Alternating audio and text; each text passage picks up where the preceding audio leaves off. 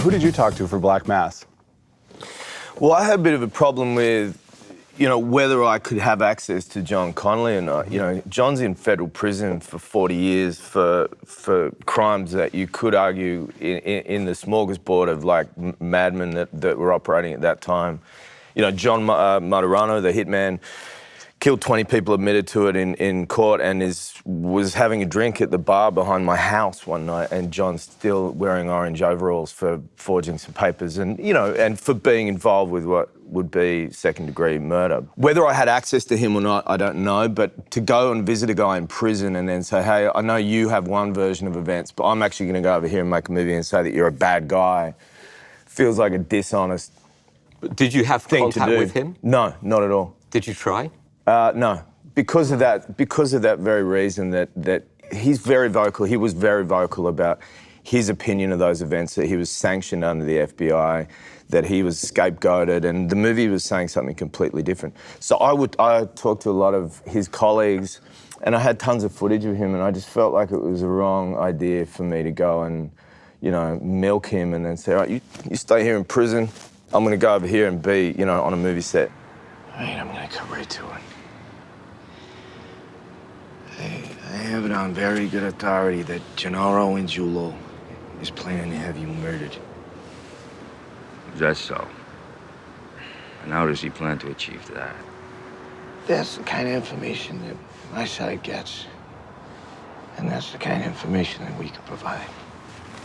John, do you know what I do to rats? It ain't ratting, Jimmy. It's an alliance. You directed a film this year. I directed a movie. My brothers directed movies. Like we have a company. We inspire each other. And I don't think that I'd be sitting here if it wasn't for that kind of collision of people working together, the collective of people that I work with. And actor, we're like one part of the watch, But as a director, I feel like the watchmaker, and that felt pretty cool. I'd like to do that again. You wrote it too. Yeah. I wrote it too. I love writing. Writing's one of my What favourite did you things. learn about acting from the experience of directing? Oh, I just realised how great a problem solver an actor is. Mm-hmm. And when you get two great actors together, how great a team of problem solving those two actors are. So when I would come to work, I thought I had to do all the homework and have all the answers, which you do. You want to have an answer for everything.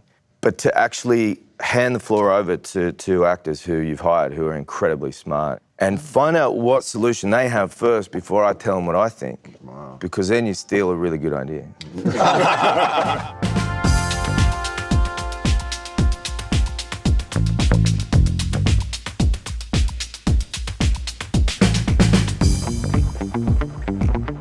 What would you have done if you had not been an actor?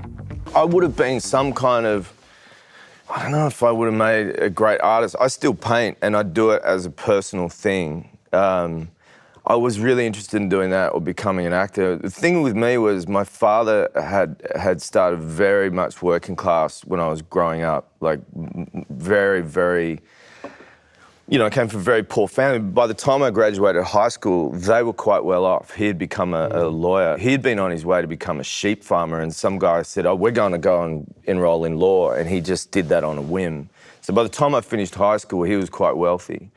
And I felt this debt to him to make out like I was going to do something responsible with my life. I was terrified to tell him that what I really wanted to do was either paint pictures or become an actor.